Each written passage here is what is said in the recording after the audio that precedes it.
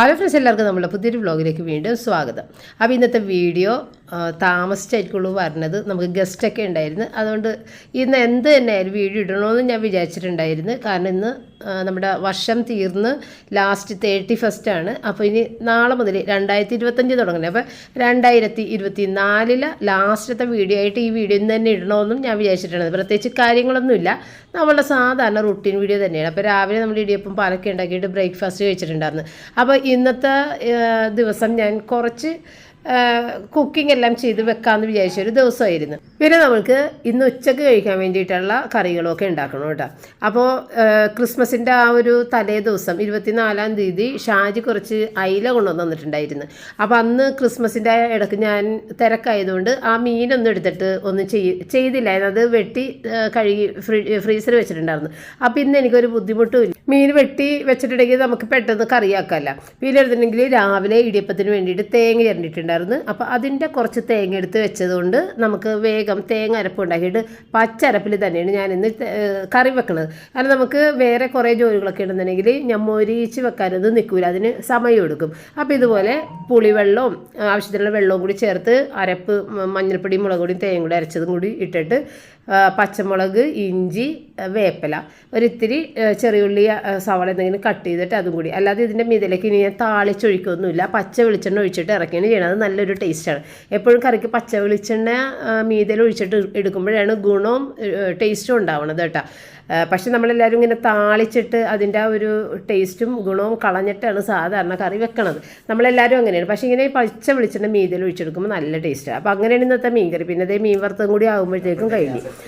പിന്നെ ഇന്ന് ഞാൻ ബീഫ് ഓർഡർ ചെയ്ത് വെച്ചിട്ടുണ്ടായിരുന്നു, ചിക്കൻ ഓർഡർ ചെയ്ത് വെച്ചിട്ടുണ്ടായിരുന്നു. അപ്പോൾ ഇതൊക്കെ നമുക്ക് വീട്ടിൽ കൊണ്ടുവന്ന് തരണോണ്ട് തന്നെ നമുക്ക് പോയി മേടിക്കണം ബുദ്ധിമുട്ടില്ല. പിന്നെ ചിലപ്പോൾ അവർക്ക് തിരക്കൊക്കെ ആണെന്നുണ്ടെങ്കിൽ താമസിക്കും, അങ്ങനെ ഒരു കുഴപ്പമുണ്ട്. പക്ഷേ അങ്ങനെ നമ്മൾ ഉച്ചയ്ക്ക് വെക്കണം എന്ന് വിചാരിക്കുന്ന ആവശ്യത്തിന് വേണ്ടിയിട്ട് ഒരിക്കലും ഞാൻ ഓർഡർ ചെയ്യാറില്ല. ഞാൻ എപ്പോഴും പിറ്റേന്നൊക്കെ വെക്കാൻ വേണ്ടിയിട്ടാണ് ഓർഡർ ചെയ്യുന്നത്. കാരണം അപ്പോൾ ഇവർ എത്ര ലേറ്റായി വന്നാലും കുഴപ്പമില്ലല്ലോ, നമ്മളിത് പാകം ചെയ്ത് നമ്മൾ പിറ്റേ ദിവസത്തേക്കല്ലേ ഉപയോഗിക്കണത്. ഉച്ചക്കത്തേക്ക് വേണ്ടിയിട്ട് ഒരിക്കലും ഓർഡർ ചെയ്യാറില്ല ഞാൻ, മിക്കവാറും താമസിച്ച് എത്തുള്ളൂ. അല്ലെന്നുണ്ടെങ്കിൽ അവരോട് പ്രത്യേകം പറയണം നമുക്ക് ഉച്ചക്ക് വെക്കാനുള്ളതാണെന്നൊക്കെ. അപ്പോൾ അങ്ങനെ 2 കിലോ ബീഫാണിത്. നല്ല ടേസ്റ്റുള്ള ബീഫായിരുന്നു. കാണുമ്പോൾ കുറച്ച് നെയ്യൊക്കെ ഇട്ട് ഇങ്ങനെ മിക്സായിട്ടൊക്കെ കിടക്കണം. പക്ഷേ ഇങ്ങനെയുള്ള ബീഫ് നല്ല ടേസ്റ്റാണ്. കഴിഞ്ഞ ക്രിസ്മസിന് കൊണ്ടുവന്ന ബീഫ് നല്ല ടേസ്റ്റുള്ള ബീഫായിരുന്നു. അപ്പോൾ ബീഫ് നല്ലതാണെങ്കിലേ നമ്മുടെ കറികൾക്ക് ടേസ്റ്റ് ഉണ്ടാവുള്ളൂ. അതിന് മുൻപ് ഈ പറഞ്ഞ പോലെ ഒരു വെള്ള കളറുള്ള ബീഫ് കിട്ടിയില്ലേ, ഒട്ടും കൊള്ളൂലായിരുന്നത്. ഞാനന്ന് പറയണ്ടായിരുന്നല്ല, വെച്ചിട്ട് ഒട്ടും കൊള്ളൂല. ഇത് നല്ല ബീഫായിരുന്നു. അപ്പോൾ അത് 2 കിലോയും ഞാൻ കട്ട് ചെയ്ത് വെച്ചിട്ടുണ്ട്. പിന്നെ വേഗം ഇത്തിരി വെളുത്തുള്ളി, ഇഞ്ചി, പച്ചമുളക് എല്ലാം കൂടിയിട്ട് ഇതൊന്ന് വേവിച്ച് വെക്കണേണ്. ഈ 2 കിലോയും മൊത്തത്തിൽ വേവിക്കുന്നുണ്ട്. ഇതിനകത്തുനിന്ന് കുറച്ചെടുത്തിട്ട് നമ്മുടെ റൂബി കുഞ്ഞിന് വേണ്ടിയിട്ട് ഉപ്പൊന്നും ഇടാതെ ചുമ്മാ ഒന്ന് വേവിക്കുന്നുണ്ട്. അപ്പോൾ അത് വേറൊരു കുക്കറിലും, ഇത് 5 ലിറ്ററിൻ്റെ കുക്കറിലുമാണ് ഇട്ട് വേവിക്കുന്നത് കേട്ടോ.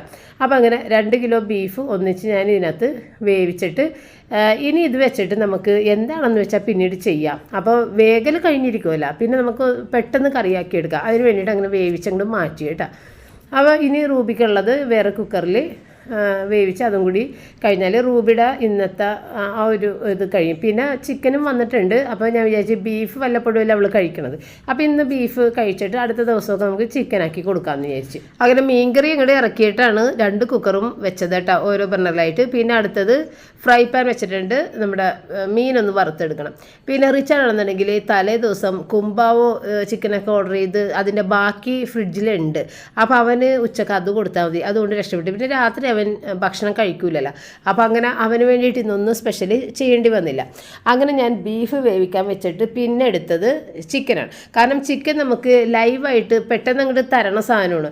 ബീഫ് അങ്ങനെയല്ല, അവർ ഒരുപാട് മണിക്കൂറുകൾ മുന്നേ വെട്ടുന്നതാണ്. അപ്പോൾ ആദ്യം നമ്മൾ ബീഫാണ് വേവിച്ച് മാറ്റേണ്ടത്, അല്ലെങ്കിൽ ഇരിക്കും തോറും അത് കേടാവും. ചിക്കൻ അങ്ങനെയല്ല, അത് വെട്ടിയ ഉടനെ നമ്മുടെ കയ്യിലേക്ക് എത്തിച്ചേക്കണേ. ബീഫ് അവർ എത്രയോ 2 മണിക്കോ 3 മണിക്കോ വെളുപ്പിനൊക്കെയാണ് അത് വെട്ടണതേ. എന്നിട്ടാണ് അപ്പോൾ അത്ര നേരം കഴിഞ്ഞിട്ടൊക്കെ അല്ലേ, ഉച്ചയോടുകൂടിയൊക്കെ അല്ലേ നമ്മളുടെ കൈ കിട്ടണത്. അപ്പോൾ അതുകൊണ്ടാണ് നമ്മൾ ബീഫൊക്കെ ആദ്യം അങ്ങോട്ട് വേവിച്ചെടുത്തത് കേട്ടോ. അപ്പോൾ ചിക്കൻ ഞാനത് മാരിനേറ്റ് ചെയ്ത് വെക്കുന്നുണ്ട്. ഗരം മസാല, മുളക് പൊടി, മഞ്ഞൾപ്പൊടി ഇട്ട് ഉപ്പും ചേർത്തിട്ട് കുറച്ച് ലെഗ് പീസും എടുത്തിട്ടുണ്ട്. പിന്നെ ബ്രസ്റ്റ് പീസും ഒക്കെ എടുത്തിട്ട് ഞാൻ മാരിനേറ്റ് ചെയ്ത് വെക്കുന്നുണ്ട്. കാരണം ഇത് ബിരിയാണിക്ക് വേണ്ടിയിട്ടുള്ള കറി സെറ്റ് ചെയ്ത് വെക്കാൻ വേണ്ടിയിട്ടാണ്. അപ്പോൾ കറി റെഡിയാക്കി ഫ്രിഡ്ജിൽ വെച്ച് കഴിഞ്ഞിട്ടുണ്ടെങ്കിൽ നമുക്ക് ബിരിയാണിയുടെ റൈസ് മാത്രം വേവിച്ചെടുത്തിട്ട് പെട്ടെന്ന് ബിരിയാണി നമുക്ക് ഉണ്ടാക്കി കൊടുക്കാനായിട്ട് സാധിക്കും. അല്ലെന്നുണ്ടെങ്കിൽ ഒത്തിരി ടൈം എടുക്കും ഇതുപോലെയൊക്കെ ആക്കി എടുക്കണമെങ്കിൽ. അപ്പോൾ അതിന് വേണ്ടിയിട്ട് ഞാൻ അതിൻ്റെ ചിക്കൻ ആദ്യം ഫ്രൈ ചെയ്യാനിട്ട് ഇനി ആ എണ്ണയിൽ തന്നെ നമുക്ക് വഴറ്റിയൊക്കെ എടുക്കണം. അപ്പോൾ ഇത് ചെയ്തുകൊണ്ട് നിൽക്കുകയല്ലേ, നമ്മൾ ഇത്തിരി മീൻ ഓർഡർ ചെയ്തിട്ടുണ്ടായിരുന്നു. അപ്പോൾ ഞാൻ രാവിലെ ഷാജിനെ വിളിച്ച് ചോദിച്ചിട്ടുണ്ടായിരുന്നു, മീൻ കൊള്ളാവുന്ന മീൻ എന്തെങ്കിലും കിട്ടാൻ വഴിയുണ്ടാന്ന് ചോദിച്ചിട്ടുണ്ടായിരുന്നു. അപ്പോൾ ഷാജി പറഞ്ഞു, ഞാൻ മീനൊന്നും എടുക്കണില്ല, കാരണം ഭയങ്കര വിലയാണ് മീനിന്, സാധാരണ അയിലജാള മാത്രമേ ഞാൻ എടുക്കണുള്ളൂ എന്ന് പറഞ്ഞു. അപ്പോൾ ഏതായാലും ഇത്തിരി മീൻ അത്യാവശ്യം ഇവിടെ വേണമായിരുന്നു, കാരണം എൻ്റെ ചേച്ചി ചേട്ടനൊക്കെ വരണുണ്ടായിരുന്നു. അപ്പോൾ ചേട്ടന് ഏറ്റവും ഇഷ്ടം മീനാണ്. അപ്പോൾ മറ്റുള്ള ഒത്തിരി ഡിഷുകൾ ഉണ്ടാക്കി വെച്ചാലും മീനില്ലെന്നുണ്ടെങ്കിൽ ഞങ്ങൾക്കൊരു സങ്കടമാണ്. ചേട്ടന് പ്രശ്നമൊന്നുമില്ല, പക്ഷെ ഞങ്ങൾക്ക് അറിയാം ചേട്ടന് മീനാണ് ഇഷ്ടം. അപ്പം ഞാനങ്ങനെ റോജനോട് പറഞ്ഞിട്ട് ഓൺലൈനിൽ നോക്കാമെന്ന് പറഞ്ഞ് നോക്കിയിട്ട് ഫ്രഷ് സ്റ്റോറിൽ കയറിയിട്ട് മേടിച്ച മീനാണ് ഇത്. ആകുലിയുടെ 3 പീസാണ്, 400 ഗ്രാമാണ് ഇത്. ഇതിൻ്റെ വില 600 രൂപയാണ്. കാരണം നമുക്ക് 13 മിനിറ്റ് സമയത്തിനുള്ളിൽ സാധനം നമ്മളുടെ കയ്യിൽ കൊണ്ടുവന്ന് തരും. ഓർഡർ ചെയ്ത് നമുക്ക് പെട്ടെന്ന് തന്നെ മേടിച്ച് കറി വെക്കണമെന്നുണ്ടെങ്കിൽ അങ്ങനെ. പിന്നെ മീൻ വറുക്കാൻ വേണ്ടിയിട്ട് മാരിനേറ്റ് ചെയ്ത് വെച്ച മീനും എല്ലാം ഉണ്ട് കേട്ടോ. വില ഒത്തിരി കൂടുതലായി, കാരണം അത്രയും ജോലികൾ ചെയ്തിട്ടല്ല അവർ നമുക്ക് നിമിഷ നേരത്ത് എത്തിച്ച് തരണത്. അപ്പോൾ ഈ ഇൻസ്റ്റാമാർട്ടിൽ കയറിയിട്ടാണ് നമ്മൾ മേടിച്ചിട്ടുണ്ടായിരുന്നത്. ഈ ഇൻസ്റ്റാമാർട്ട് എന്ന് പറയുന്നത് നമ്മൾ ഈ സ്വിഗ്ഗിയൊക്കെ ഡൗൺലോഡ് ചെയ്ത് വെച്ചേക്കുന്ന അങ്ങനെയുള്ള ആപ്പുകൾ കയ്യിലുള്ളവർക്ക് ഈ ഇൻസ്റ്റാമാർട്ട് അതിനകത്ത് ഉണ്ടാവും. അപ്പോൾ ആ ഇൻസ്റ്റാമാർട്ടിൽ കയറിയിട്ട് നമുക്ക് എല്ലാ സാധനങ്ങളും 15-20 മിനിറ്റിനുള്ളിൽ വീട്ടിലെത്തും കേട്ടോ. ഇൻസ്റ്റാമാർട്ടിൽ എൻ്റെ ദൈവമേ, ആ ഇതിനെ ട്രബ് അടിച്ചില്ല എന്നിട്ട്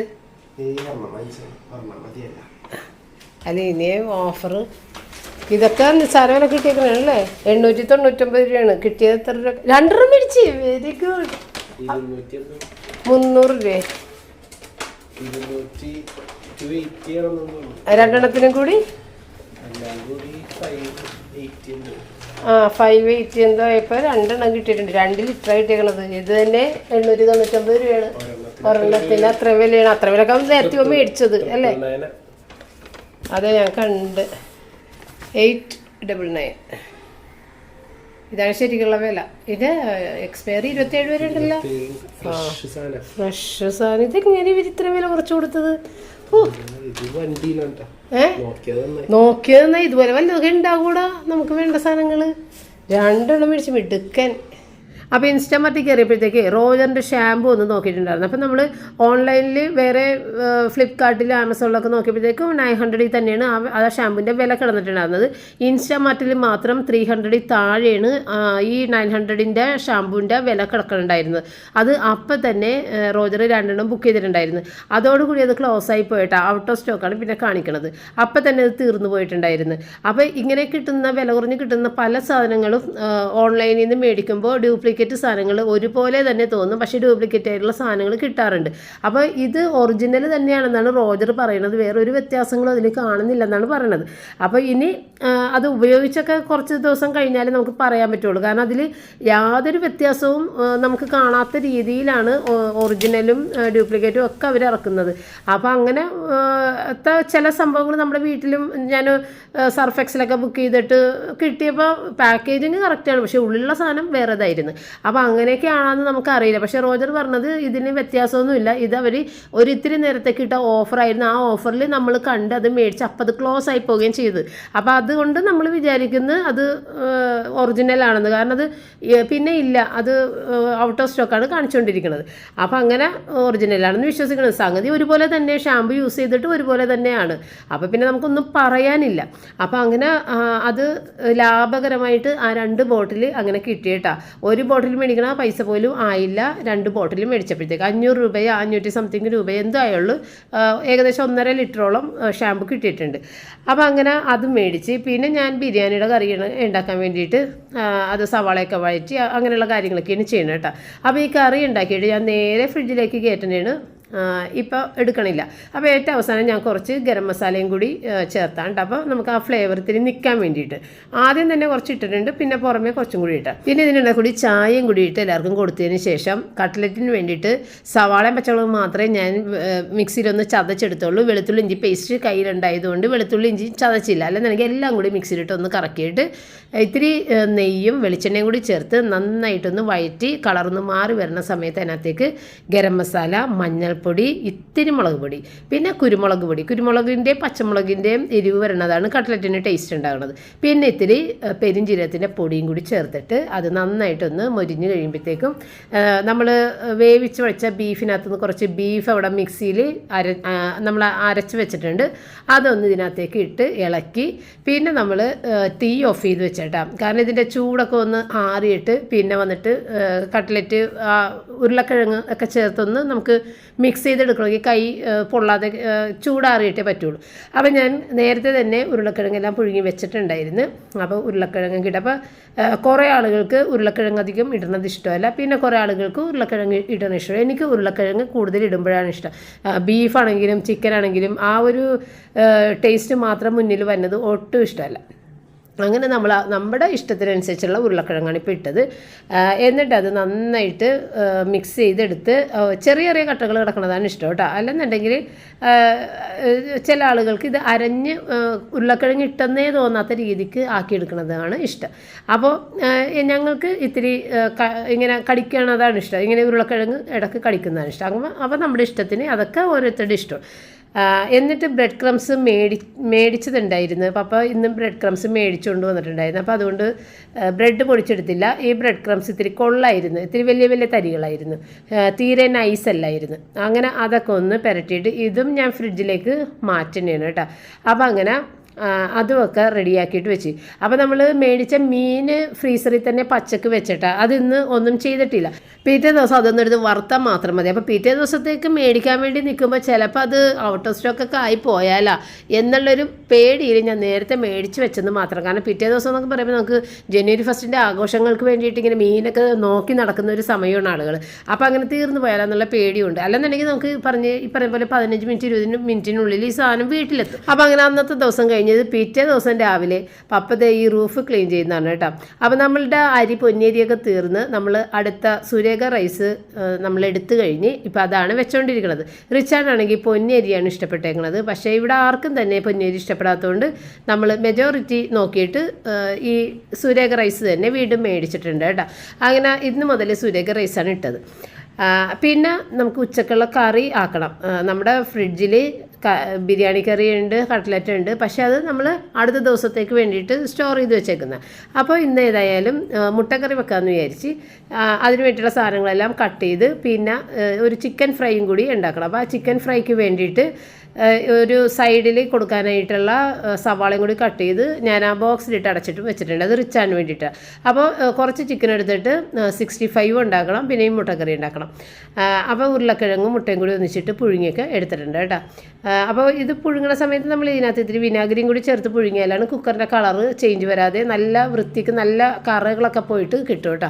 അപ്പോൾ അതുകൊണ്ട് കുക്കറിൽ വേറെ അഴുക്കൊന്നും വന്നിട്ടില്ല. പിന്നെ ഞാൻ മുട്ടക്കറിക്ക് വേണ്ടിയിട്ടുള്ള മസാലപ്പൊടികളൊക്കെ ഒന്ന് എടുത്ത് ഇത്തിരി വെള്ളം ചേർത്തൊന്ന് കുതിർത്തൊക്കെ വെച്ച് ഗരം മസാലയും മല്ലിപ്പൊടിയും ഇത്തിരി മുളക് പൊടിയും പിന്നെ കുരുമുളക് പൊടി. അപ്പോൾ ഈ ഒരു മുട്ടക്കറിയുടെ എരിവ് കുരുമുളക് പൊടിയുടെ പച്ചമുളകിൻ്റെ തന്നെയാണ് കേട്ടോ. ഞാൻ നേരത്തെ കട്ട്ലറ്റിന് പറഞ്ഞ പോലെ. അപ്പം മുളക് പൊടി ഒരു കളർ കിട്ടാൻ വേണ്ടി മാത്രം കാശ്മീരി ചില്ലി പൗഡർ അങ്ങനെ ഇട്ടെന്ന് മാത്രം. എന്നിട്ട് അതൊന്ന് കുതിർത്ത് വെച്ചിട്ട് മുട്ടക്കറി ഉണ്ടാക്കി കേട്ടോ. അപ്പോൾ ഇന്നലത്തെ നമ്മളുടെ കമൻറ്റ് ബോക്സിൽ നല്ല നല്ല ഒരുപാട് കമൻറ്റുകൾ ഉണ്ടായിരുന്നു. ഞാൻ വായിച്ചിട്ടുണ്ടെങ്കിൽ സാവധാനം ഓരോരുത്തർക്ക് റിപ്ലൈ ഇട്ടുകൊണ്ടിരിക്കുന്നുണ്ട്. കാരണം നമുക്ക് ഗസ്റ്റ് ഉണ്ടായതുകൊണ്ട് തന്നെ ഒന്നിനും നേരം കിട്ടിയിട്ടുണ്ടായിരുന്നില്ല കേട്ടോ.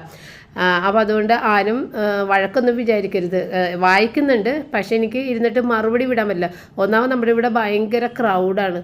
അതുകൊണ്ട് തന്നെ നമ്മുടെ വൈഫൈ ഒക്കെ ഇല്ലേ ഒരുമാതിരി സ്ലോയിലാണ് വരണത് കേട്ടോ. അതും ഒരു വലിയ പ്രശ്നം. ഇപ്പം നമ്മളുടെ ഇത് ഫോണിൻ്റെ ഡാറ്റ ആണെന്നുണ്ടെങ്കിലും എല്ലാം സ്ലോ ആയി കിടക്കണേ. ഇപ്പം നമ്മൾ പുറത്തേക്കൊക്കെ പോയിട്ട് ഒരു GPay ചെയ്യണമെന്നുണ്ടെങ്കിൽ ഒരു രക്ഷയില്ല, ഒന്നും നടക്കണില്ല. കയ്യിൽ പൈസ തന്നെ എടുത്തുകൊണ്ട് പോകേണ്ട അവസ്ഥയാണ്. നമ്മളവിടെ സാധനങ്ങളൊക്കെ മേടിച്ചിട്ടില്ലേ, ഈ കുട്ടി കുട്ടി കടകളിൽ നിന്നേ സ്റ്റാളുകളൊക്കെ ഇല്ലേ, അവിടെ നിന്ന് സാധനങ്ങൾ മേടിച്ച് തരണമെങ്കിൽ നമ്മൾ അവിടെ പേയ്മെൻറ്റ് ചെയ്താലും അവർ നമ്മളെ വിടില്ല. കാരണം അവിടെ അവർക്ക് പേയ്മെൻറ്റ് കിട്ടി കഴിഞ്ഞേ നമ്മൾക്ക് പോരാൻ പറ്റുള്ളൂ. ഒരുപാട് ആളുകൾ പറ്റിച്ചിട്ട് പോകുന്നുണ്ടേ. ഇതേ ചെയ്തിട്ടുണ്ടെന്ന് പറഞ്ഞിട്ട് പോകും. പക്ഷെ അവിടെ പേയ്മെൻറ്റ് ആയിട്ടുണ്ടാവില്ല. ഇതിങ്ങനെ സ്ലോയിൽ ഇങ്ങനെ നിൽക്കും. അപ്പോൾ അവർ നമ്മളെ വിടൂല, ഇത് കഴിഞ്ഞിട്ട് പോയാൽ മതി എന്ന് പറയും. അപ്പോൾ നമ്മൾ എല്ലാ സ്ഥലത്തും ചെന്നിട്ട് ഇങ്ങനെ നിൽക്കേണ്ട അവസ്ഥയാണ്. അതുകൊണ്ട് തന്നെയും പൈസയൊക്കെ എടുത്തിട്ട് വേണം ഇപ്പോൾ പുറത്തോട്ട് പോകാനായിട്ട്. ഒരു പേയ്മെൻറ്റും നമുക്ക് നടക്കുന്നില്ല. അപ്പോൾ അങ്ങനെ എൻ്റെ നെറ്റിൻ്റെ പരിപാടികളാണെങ്കിലും ഭയങ്കര സ്ലോ ആയിട്ടാണ് വരുന്നത് കേട്ടോ. എല്ലാം സ്ലോ ആയി കിടക്കണേ. കാരണം നമ്മുടെ ഇവിടെ അത്രയും ജനങ്ങളാണ് പുറത്തുനിന്ന് വന്നിരിക്കുന്നത്. എല്ലാവരും ഒരുമിച്ചത് യൂസ് ചെയ്യുമ്പോഴത്തേക്കും അത്രയും ജാമാകും എന്നുള്ളത് അറിയാമല്ലോ.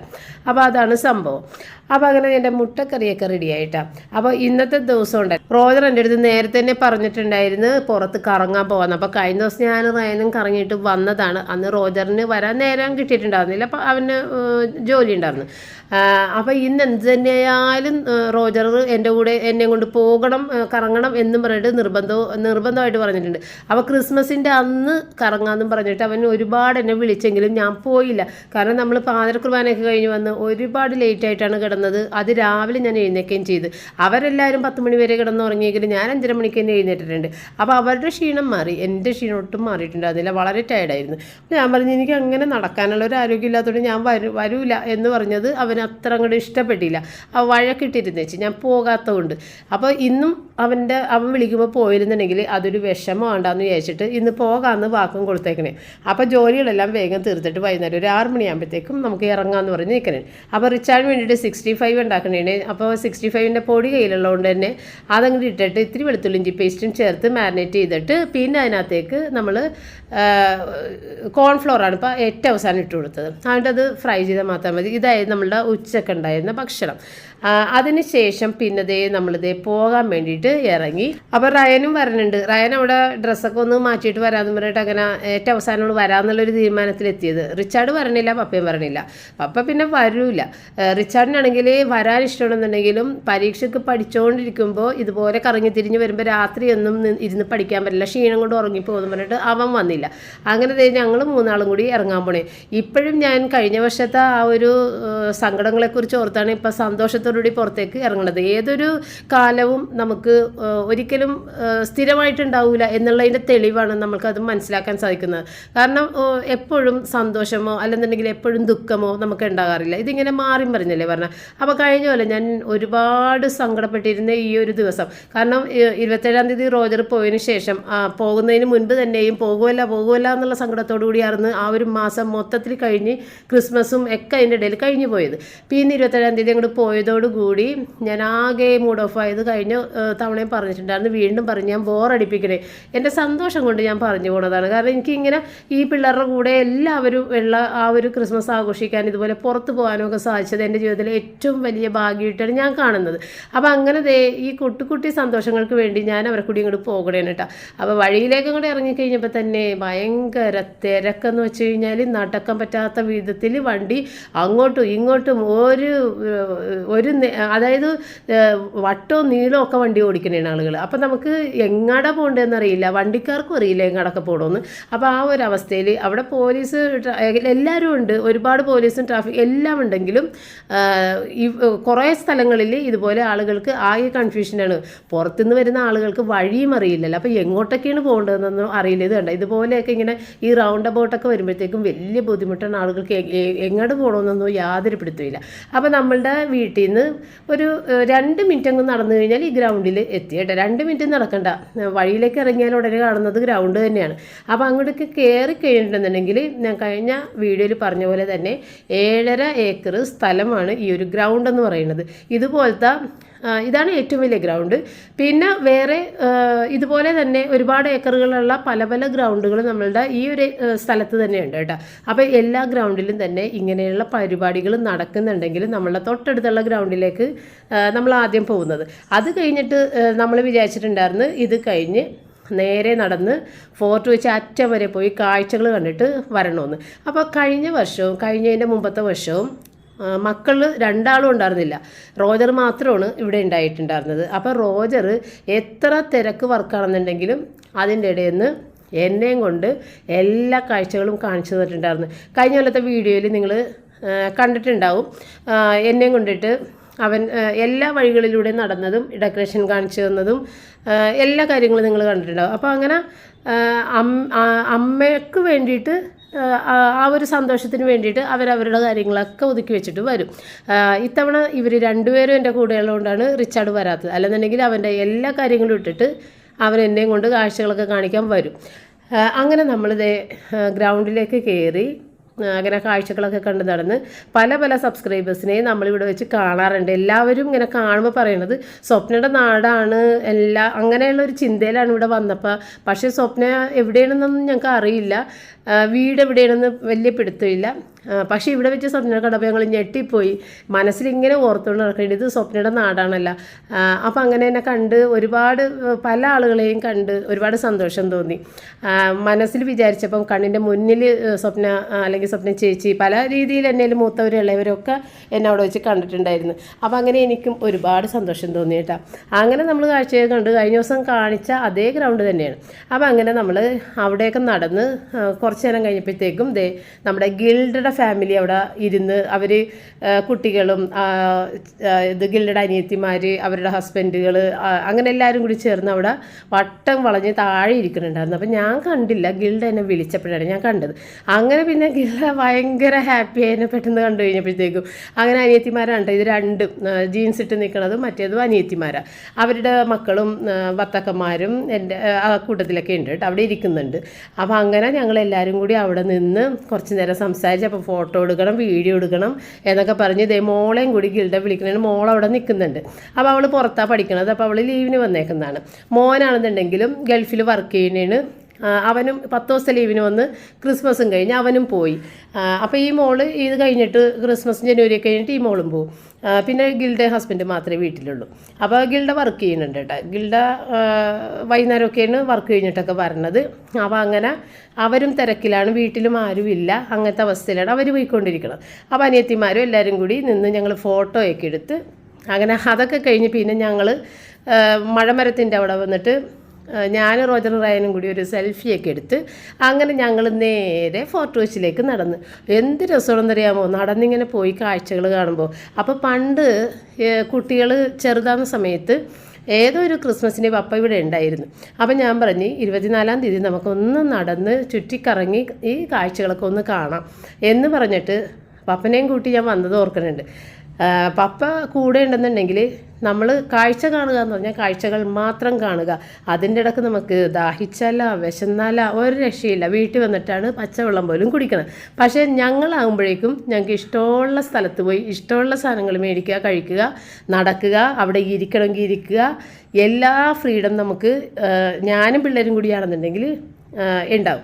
പപ്പയുടെ കൂടെയാണെന്നുണ്ടെങ്കിൽ ഇപ്പോൾ ബീച്ചിൽ പോയാലും പപ്പ അവിടെ കൈയും കെട്ടി മാറി നിൽക്കും. വെള്ളത്തിൽ നമ്മൾ തൊടാൻ പോലും പാടില്ല, അങ്ങോട്ട് ഇറങ്ങാനും പാടില്ല. ഞാനും കുട്ടികളും മാത്രമാണെങ്കിൽ വെള്ളത്തിലിറങ്ങി കിടന്ന് ആകെ നനഞ്ഞ് കുതിർന്ന് മണ്ണും പുരട്ടിയായിരിക്കുള്ളൂ നമ്മൾ വീട്ടിലെത്തണം. അപ്പോൾ അങ്ങനത്തെ ചില വ്യത്യാസങ്ങളുണ്ട്. പപ്പക്ക് അതൊന്നും ഇഷ്ടമല്ല. അപ്പോൾ അങ്ങനെ ഒരു തടസ്സങ്ങളും കൂടാതെ എന്താ എനിക്കിഷ്ടം അതനുസരിച്ചിട്ടാണ് ഇവരെന്നെ കൊണ്ടു നടക്കുന്നത്. എനിക്ക് ഇവിടെ നിൽക്കണം, ഇവിടെ നിൽക്കുക, അവിടെ കയറണം, അവിടെ ഭക്ഷണം കഴിക്കണം, അവിടെ പോകാം, എവിടെയാണ് പോകേണ്ടത് അങ്ങനെ പോകാം, ഇങ്ങോട്ട് അവിടെ നിൽക്കണം, ഇങ്ങനെ ചോദിച്ചുകൊണ്ടിരിക്കും കേട്ടോ. എന്താ വേണ്ടത് അതിൻ്റെ ഒപ്പം കുട്ടികൾ എൻ്റെ കൂടെ നിന്നോളാം. അല്ലാതെ ഇവിടെ നിന്ന് നിൽക്കണ്ട, അങ്ങോട്ട് പോകാം, ഇങ്ങോട്ട് പോകാം, ഇത് കൊള്ളൂല, അങ്ങനെയൊന്നും അവർ പറയില്ല. എൻ്റെ ഇഷ്ടം എന്താണ് അതനുസരിച്ചിട്ടാണ് അവർ എന്നെ കൂടി നിൽക്കുകയും നടക്കുകയും ചെയ്യണത് കേട്ടോ. അതിലെനിക്ക് അത്ഭുതം തോന്നും. ഒരു മടുപ്പും കൂടാതെ എൻ്റെ ഇഷ്ടങ്ങൾ അനുസരിച്ച് ഇങ്ങനെ പോയിക്കൊണ്ടിരിക്കണേ. അങ്ങനെ ഞങ്ങൾ തിരക്കില്ലാത്ത വഴി കൂടിയൊക്കെ കയറാനുള്ള ഒരു ശ്രമത്തിൽ ഈ തിരക്കിങ്ങനെ കണ്ട് നമ്മൾ മടുക്കും, അത്രയും തിരക്കാണ്. അങ്ങനെ തിരക്കില്ലാത്ത വഴിയിലേക്കാണ് നമ്മൾ നടക്കുന്നത്. അപ്പോൾ ഈ വഴി നീളമുള്ള കാഴ്ചകളും എല്ലാം കണ്ട് അങ്ങനെ പിന്നെ നമ്മൾ നടന്ന് ഫോർട്ട് കൊച്ചി അങ്ങേ അറ്റത്ത് എത്തി. അപ്പോൾ നമ്മൾ നടന്നങ്ങോട്ട് പോയപ്പോഴേക്കും നമ്മൾ മനസ്സിൽ വിചാരിച്ചത് തിരിച്ചു പോരുമ്പോൾ ഒരു യൂബർ ഓട്ടോ വിളിക്കുക അല്ലെങ്കിൽ കാർ വിളിച്ചിട്ട് പോരാന്നുള്ള പ്രതീക്ഷയിലാണ് നടന്നത്. കാരണം കുറച്ച് നടപ്പുണ്ട്, അങ്ങോട്ട് തിരിച്ചും നടക്കണമല്ല. പിന്നെയാണെങ്കിൽ നമ്മളുടെ കയ്യിൽ എപ്പോഴായാലും GPay ചെയ്യാന്നുള്ളൊരു ധൈര്യം നമുക്കുണ്ടായിരുന്നു. പക്ഷേ ഈ പണികളൊന്നും നടന്നില്ല, കാരണം GPay വർക്ക് ചെയ്യുന്നില്ല. എൻ്റെ കയ്യിൽ ആകെ ഉണ്ടായിരുന്നത് 200 രൂപ മാത്രമാണ്. പിന്നെ നമ്മൾക്ക് GPay ചെയ്യലേ നടക്കുള്ളൂ. ഈ 200 രൂപയിൽ 190 രൂപ മുടക്കിയിട്ട് അവിടെ നിന്ന് ബജി മേടിച്ചിട്ട് കഴിച്ചിട്ടുണ്ടായിരുന്നു നമ്മൾ ഗ്രൗണ്ടിൽ വെച്ചിട്ട്. അപ്പോൾ 10 രൂപ മാത്രമാണ് എൻ്റെ കയ്യിൽ ബാക്കിയുള്ളത് കേട്ടോ. അപ്പോൾ ജി പേ ചെയ്യാൻ വേണ്ടി പിള്ളേർ 2 പേരും അവിടെ നിന്ന് കിണഞ്ഞ് പരിശ്രമിച്ചിട്ടും ജി പേ ആയില്ല. അങ്ങനെയാണ് എൻ്റെ കയ്യിലുണ്ടായിരുന്ന 200 രൂപ കൊടുത്ത് സാധനം പേയ്മെൻറ്റ് ചെയ്തത്. അങ്ങനെ ഈ 10 രൂപയാണ് എൻ്റെ കയ്യിലാകെയുള്ളത്. അങ്ങനെ നമ്മളെപ്പോഴും വിചാരിക്കുന്നത് ഇവിടെ നിന്ന് യൂബർ ഓട്ടോ വിളിച്ചിട്ട് പോകാം, അങ്ങനെ ഒരു പ്രതീക്ഷയിലാണല്ലോ. വീട്ടിൽ ചെന്നിട്ടാണെന്നുണ്ടെങ്കിൽ നമുക്ക് പൈസ എടുത്ത് കൊടുക്കുക, അങ്ങനെയൊക്കെ ഒരു ചിന്തയിലായിരുന്നു. പക്ഷേ ഇവിടെ എത്തി നമ്മൾ യൂബർ ബുക്ക് ചെയ്യാൻ നോക്കിയപ്പോഴത്തേക്കാണ് മനസ്സിലായത് യൂബറുകാർ അത് എടുക്കുന്നേ ഇല്ല. അങ്ങനെ നമ്മളിതേ ഈ ഇടവഴിയൊക്കെ കയറി നമ്മുടെ പള്ളിയുടെ ആ വഴിയാണ് കേട്ടോ, കോട്ടപ്പള്ളിയുടെ വഴിയാണ്, നമ്മൾ കുർബാനൊക്കെ പോകുന്ന പള്ളിയുടെ വഴിയാണ്. അപ്പോൾ അതിൽ കൂടിയൊക്കെ നടന്ന് പിടിച്ച് ഫോർട്ട് കൊച്ചിയിൽ ഡെൽറ്റ സ്കൂളിൻ്റെ വാതിക്കെ കൂടി, ഇവരുടെ സ്കൂളുണ്ടല്ലോ ഡെൽറ്റ സ്റ്റഡി, അതിൻ്റെ വാതിക്കെ കൂടി ഒക്കെ നടന്ന് നമ്മൾ നമ്മുടെ ഷോപ്പ് ആൻഡ് സേവിലൊക്കെ ഒന്ന് കയറാം, എന്നിട്ട് പ്രത്യേകിച്ച് വേറെ വല്ല സാധനങ്ങളൊക്കെ പുതിയത് വന്നിട്ടുണ്ടെങ്കിൽ അവിടെ നിന്ന് എന്തെങ്കിലുമൊക്കെ മേടിക്കുക എന്നൊക്കെ പറഞ്ഞിട്ടാണ് ഈ പോകുന്നത് കേട്ടോ. അപ്പോൾ ഇതൊക്കെ ഞാൻ പകൽ സമയത്തൊക്കെ ഷൂട്ട് ചെയ്തിട്ടുണ്ട് കേട്ടോ. ഇവിടെ വന്നിട്ട് നിറയെ പച്ച പിടിപ്പിച്ച ആ ഒരു ബിൽഡിംഗ് ഇല്ലേ, അത് അവിടെയൊക്കെ ആരുമില്ല കേട്ടോ. അപ്പോൾ നല്ല രസമാണ് ഇതിൽ കൂടി പോകാനായിട്ട്. അപ്പോൾ ഇതിൽ കൂടി പോകുമ്പോഴെല്ലാം നമുക്ക് ശരിക്കും ഞാൻ എപ്പോഴും പറഞ്ഞ പോലെ തന്നെ വിദേശത്തുകൂടി ഇങ്ങനെ ഉള്ള ആ ഒരു വഴികളില്ലേ, അങ്ങനെ പോകുന്ന പോലെ നമുക്ക് തോന്നുള്ളൂ. അതേ സ്റ്റൈലിലാണ് ഇവിടെ പണിതിട്ടേക്കണം, അതുകൊണ്ടാണ് നമുക്ക് അങ്ങനെ തോന്നുന്നത്. അങ്ങനത്തെ ഈ വഴി കൂടിയിട്ട് അങ്ങോട്ട് കയറി അതിൻ്റെ അറ്റത്ത് ചെന്ന് കഴിയുമ്പോഴത്തേക്കും 4 കൂടിയാണ് ക്രോസ് റോഡാണ്. ഈ ക്രോസ് റോഡ് നേരെ അങ്ങോട്ട് പോയിട്ടുണ്ടെങ്കിൽ നമ്മുടെ ഷോപ്പ് ആൻഡ് സേവ് ആയി. പിന്നെ അങ്ങോട്ട് തിരക്കുള്ള ഒരു സ്ഥലമാണ്, അവിടെ ഒരുപാട് തിരക്കാണ്. കാരണം ടൂറിസ്റ്റുകൾ വന്നിട്ട് അവിടുത്തെ അവർക്ക് വേണ്ട കുറേ സാധനങ്ങൾ വിൽക്കുന്ന കടകളൊക്കെ ആ ഒരു ലൈനിലാണുള്ളത്. അപ്പോൾ അങ്ങോട്ട് ചെന്ന് കഴിഞ്ഞിട്ടുണ്ടെങ്കിൽ ടൂറിസ്റ്റിൻ്റെ തിരക്കാണ്. കാരണം അവരുടെ ഫുഡിൻ്റെ ഐറ്റംസ്, പിന്നെ അവർക്ക് വേണ്ട കുറേ സാധനങ്ങളുണ്ട്, അത് നമ്മുടെ നാട്ടുകാരൊന്നും ഉപയോഗിക്കില്ല. അപ്പോൾ അത് സ്പെഷ്യലായിട്ട് അവർക്ക് വേണ്ടിയിട്ടുള്ള ഷോപ്പുകളുള്ള ഒരു സ്ഥലമാണത്. അപ്പോൾ അങ്ങനെ കുറേ തിരക്കുകൾ അവിടെയുണ്ട്. അപ്പോൾ ഇതിൽ കൂടി പോകുമ്പില്ലേ, ഇതെല്ലാം പഴയ വീടുകളാണ് കേട്ടോ. ഇപ്പം അതൊക്കെ ഹോം സ്റ്റേകളാക്കി മാറ്റിയേക്കുന്നത്, വീടുകൾ തന്നെയാണ് ഹോം സ്റ്റേ ആക്കി മാറ്റിയേക്കുന്നത്. അപ്പോൾ അത് നല്ല രസമാണ് കാണാൻ. ആ പഴമ നിലനിർത്തിക്കൊണ്ട് തന്നെയുള്ള ഹോം സ്റ്റേകളാണ്. ഒന്നും പൊളിച്ച് ഒന്നും കളഞ്ഞിട്ട് അവർ പുതുക്കി പണിതിട്ടേ ഇല്ല, എല്ലാം പഴയതുപോലെ തന്നെ അത് മെയിൻ്റനൻസ് ചെയ്തങ്ങനെ പോകുന്നെന്ന് മാത്രം. അപ്പം അങ്ങനത്തെ ഇതെല്ലാം പഴയ ബിൽഡിങ്ങുകളാണ്. ഇതെല്ലാം നല്ല അതായത് പഴമ നിലനിർത്തിക്കൊണ്ട് റിനോവേഷൻ എന്ന് പറയാൻ പറ്റില്ല, അത് മെയിൻറ്റെയിൻ ചെയ്ത് പോയിട്ട് അത് ഹോട്ടലുകളും പിന്നെ റെസ്റ്റോറൻറ്റുകളും ഹോം സ്റ്റേകളൊക്കെ ആക്കി മാറ്റിയേക്കുന്ന സംഭവങ്ങളാണ് ഈ സൈഡ് മൊത്തം. ഇത് നല്ല ഒരു ബർഗർ സ്ട്രീറ്റാണ് കേട്ടോ ഇത്. അപ്പോൾ ഈ ബർഗർ സ്ട്രീറ്റിലൂടെ ഇങ്ങനെ പോകുമ്പോഴത്തേക്ക് എനിക്ക് ഭയങ്കര സന്തോഷമാണ് കേട്ടോ.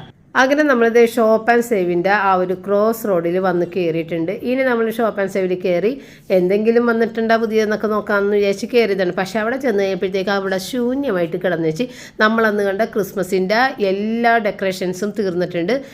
ഇനിയിപ്പോൾ ക്രിസ്മസ് ഐറ്റംസ് ഒന്നും അവർ മേടിക്കില്ലല്ലോ, കഴിഞ്ഞ് അതിൻ്റെ ആ ഒരു സമയം കഴിഞ്ഞിട്ടുണ്ട്. അപ്പോൾ ഇനി വേറെ ഓരോ കാലഘട്ടത്തിനനുസരിച്ചിട്ട് അവിടെ ഓരോരോ സാധനങ്ങൾ പുതിയത് വന്നുകൊണ്ടിരിക്കും കേട്ടോ. എങ്കിലും നമുക്ക് എല്ലാം ഒന്ന് ചുറ്റിക്കറങ്ങി കാണാമെന്ന് വിചാരിച്ചിട്ട് അങ്ങനെ ചെന്നതാണ് കേട്ടോ. അപ്പം അന്ന് ഞാൻ കണ്ടുവച്ച കുറച്ച് സാധനങ്ങളൊക്കെ ഇനിയും ഉണ്ട് അവിടെ എന്ന് വിചാരിച്ചിട്ട് ഞാൻ നോക്കിയപ്പോഴത്തേക്കും അങ്ങനെയുള്ള ഒരു സാധനങ്ങളും ഇല്ല, എല്ലാം ചിലവായി തീർന്നിട്ടുണ്ടായിരുന്നു കേട്ടോ. വളരെ കുറച്ച് 1-2 റാന്തൽ ഈ വിളക്കില്ല ഇങ്ങനെ പണ്ടത്തെ തൂക്കി പിടിക്കണം, ആ വിളക്ക് മാത്രമേ ഉണ്ടാകുന്നുള്ളൂ അവിടെ ചിലവാകാതെ ഇരുന്ന് വെച്ചത്. ബാക്കിയുള്ള എല്ലാ സാധനവും തീർന്നു. ഇതൊക്കെ പുതിയതാണ്, ഇതന്ന് ഞാൻ കണ്ടിട്ടുണ്ട്, അതിലെനിക്കിത് ഭയങ്കര ഇഷ്ടപ്പെട്ടു കേട്ടോ. നല്ല വെയിറ്റാണ് ആ സാധനത്തിന്, അതിൻ്റെ വില അതിൽ എഴുതിയിട്ടുണ്ടായിരുന്നില്ല നോക്കിയപ്പോൾ. പിന്നെ ചുമ്മാ നമുക്കത് വേണ്ടാത്തതുകൊണ്ട് വിലയൊന്നും ചോദിച്ചില്ല. അങ്ങനെ എന്തെങ്കിലുമൊക്കെ മേടിക്കാമെന്ന് വിചാരിച്ച് റോജർ ഓരോന്നൊക്കെ കാണിച്ചാൽ ഇത് മേടിക്കണാടോ അത് മേടിക്കണാടോ എന്നൊക്കെ എൻ്റെ അടുത്ത് ചോദിക്കാനാണ്. കാരണം അന്ന് അവൻ ഇവിടെ കയറിയിട്ട് മേടിച്ചു തന്നില്ല എന്നുള്ളൊരു പരാതി ഞാനിങ്ങനെ വീട്ടിൽ പറഞ്ഞു കഴിഞ്ഞപ്പോൾ അവനെന്തോ വിഷമമായിട്ടുണ്ടായിരുന്നു. അപ്പോൾ അതുകൊണ്ടാണ് അവൻ നിർബന്ധമായിട്ട് ഇവിടെ കൊണ്ടുവന്ന് തന്നെ കയറ്റിയത്. പക്ഷേ ഇവിടെ എനിക്ക് മേടിക്കാനായിട്ട് എനിക്ക് ഭയങ്കരമായിട്ട് ഇഷ്ടപ്പെട്ട ഒന്നും കണ്ടില്ല. എങ്കിലും റോജർ ഓരോ സാധനങ്ങൾ ഇങ്ങനെ എടുത്ത് കാണിച്ചു തന്നുകൊണ്ടിരിക്കുന്നതാണ്. പിക്കാച്ചുൻ്റെ ഡോൾ മേടിച്ചു തരട്ടെ, അത് മേടിച്ചു തരട്ടെ, ഇത് മേടിച്ചു തരട്ടെ എന്നൊക്കെ ഇവർ ചോദിക്കുന്നുണ്ട്. അപ്പോൾ എനിക്കൊന്നും ഇഷ്ടപ്പെട്ടില്ല, എനിക്കൊന്നും വേണ്ടാന്ന് പറഞ്ഞാൽ അവിടെ നിന്ന് ഇറങ്ങി. അപ്പോൾ അത് ആ കാണുന്നതാണ് നമ്മുടെ മക്കൾ പഠിച്ച ഡെൽറ്റ സ്റ്റഡി.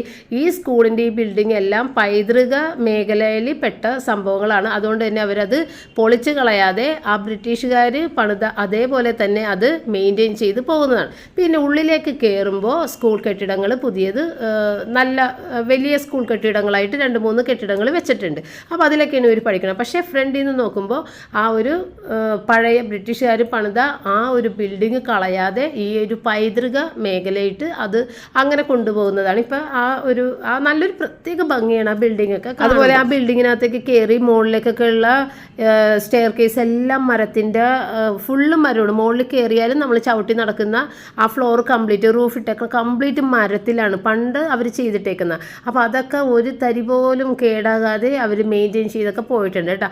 നല്ല രസമാണ് അതിനകത്തേക്ക് കയറി. നമ്മൾ ഫീസൊക്കെ അടക്കാനായിട്ട് കയറുന്നത് മുകളിലാണ്. അപ്പോൾ അത് എപ്പോഴും ഈ മരത്തിൽ കൂടി ഇങ്ങനെ കയറും. ഭയങ്കര ശബ്ദമൊക്കെയാണ്, പക്ഷെ ഭയങ്കര ഫീലാണ് നമുക്ക്. പിന്നെ എനിക്ക് ഇവിടെ നിന്നിട്ട് ഫോട്ടോ ഒക്കെ എടുക്കണമെന്ന് പറഞ്ഞിട്ട് അങ്ങനെ വന്ന് ഇവിടെ നിർത്തി പിള്ളേർ എന്നെ ഫോട്ടോ ഒക്കെ എടുത്ത് തന്നെങ്കിലും ഭയങ്കര ലൈറ്റ് ആയതുകൊണ്ട് തന്നെ ക്ലിയർ ആയിട്ടൊന്നും കിട്ടിയില്ല. പിന്നെയാണ് പണി പറ്റിപ്പോയത്. ഞങ്ങളിതേ പോലീസ് സ്റ്റേഷൻ്റെ അവിടെ വന്നിട്ട് അവിടെ കുത്തിയിരിക്കുക. അപ്പോൾ ഇവിടെ ഇരിക്കാനുള്ളത് ഇങ്ങനെയുള്ള സൗകര്യങ്ങളുണ്ട് കേട്ടോ. അങ്ങനെ നമ്മളവിടെ കുത്തിയിരുന്ന്, ഇത് നമ്പർ 18 ഹോട്ടലാണ് കേട്ടോ. ഇത് കഴിഞ്ഞിട്ട് അപ്പുറത്തേക്ക് നമുക്ക് ജെട്ടിയാണ് കേട്ടോ. അതിൽ ബോട്ടിൽ കയറി അപ്പുറത്തേക്ക് വൈപ്പിലേക്ക് പോകാനുള്ള സ്ഥലം. അപ്പോൾ നമ്പർ 18ൻ്റെ മുന്നിൽ നമ്മൾ ഇങ്ങനെ അവിടെ കുത്തിയിരുന്ന് മണി ഏകദേശം 9:30 ആയിട്ടുണ്ട്.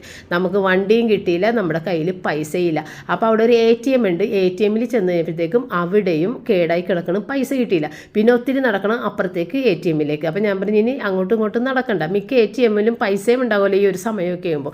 അങ്ങനെ ഞങ്ങൾ പെട്ടുപോയ അവസ്ഥയാണ് ഈ കാണുന്നത്. അപ്പോൾ റോജർ ഇങ്ങനെ വണ്ടി ബുക്ക് ചെയ്യാൻ വേണ്ടിയിട്ട് നോക്കണുണ്ട്, പക്ഷെ ആരും തന്നെ എടുക്കണില്ല.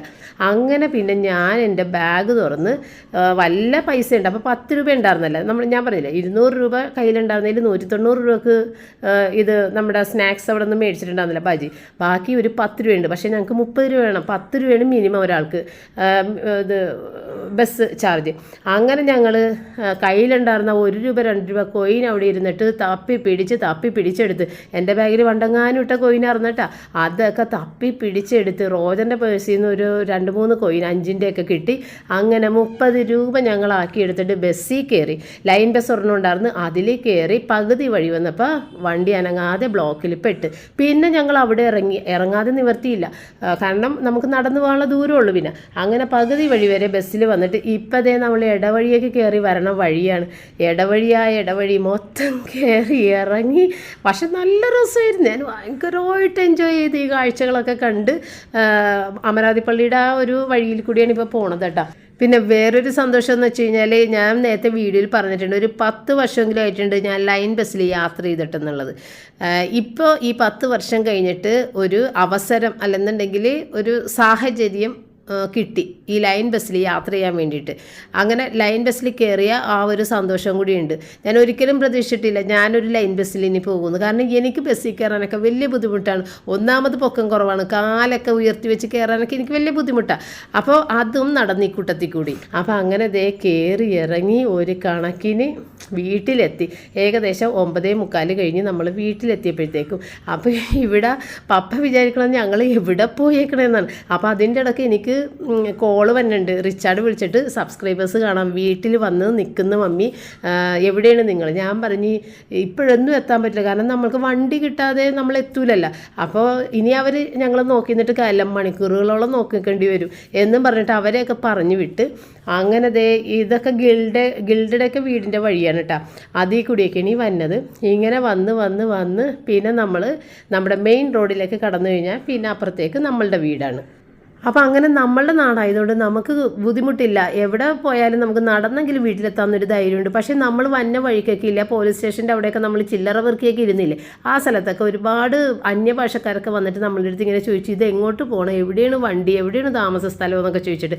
അപ്പോൾ അങ്ങനെ ഇങ്ങനെ തിരക്കിൽ പെട്ട് ഒരു പിടുത്തം കിട്ടാൻ നടക്കുന്ന ഒരുപാട് പേരൊക്കെ ഉണ്ട്. അപ്പോൾ അവരൊക്കെ എന്ത് ചെയ്യുമെന്ന് ഞങ്ങൾ വിചാരിച്ചിട്ട് അന്യനാട്ടിലൊക്കെ പോയി പെടുമ്പോൾ അങ്ങനെയാണല്ലോ, എന്ത് ചെയ്യണമെന്ന് അറിയില്ല. ഇപ്പം നമ്മളുടെ സ്വന്തം വീട്ടിൽ നമ്മൾ സേഫായിട്ട് എത്തിയത് കണ്ടുകഴിയുമ്പോഴത്തേക്കും ഞാൻ അവരെക്കുറിച്ചാണ് ഓർത്തിട്ട് അവരൊക്കെ എന്ത് ചെയ്യും. ഒത്തിരി ആളുകളുണ്ട് അങ്ങനെ കറങ്ങി തിരിഞ്ഞിട്ട് സ്ഥലം അറിയില്ല അതൊക്കെ നടക്കുന്നത്. അപ്പോൾ ഇന്നത്തെ വീഡിയോ വെച്ച് വൈൻഡപ്പ് ചെയ്യുന്ന ഇനി നമ്മൾക്ക് നാളെ വീണ്ടും കാണാം. താങ്ക്